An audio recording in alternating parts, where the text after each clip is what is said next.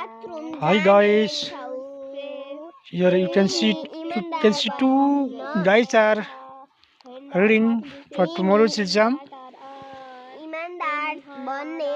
You can see mustard plants which are blooming. देख्न सक्नुहुन्छ तोरी बारी जहाँ तोरी फुलिरहेको छ. Dog bite is a dike upon a person or other animal by a dog.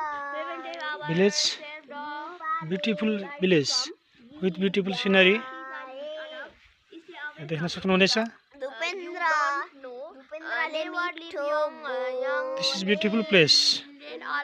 And the day of today is very sunny, very warm.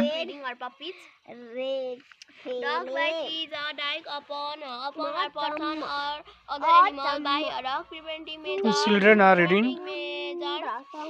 They are writing exam for terminal exam. Bite from. Never teach or hit a dog. Stay away from any dog if you don't know.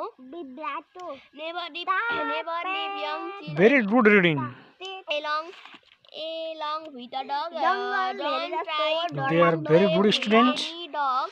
Dog First eating and second student in different class.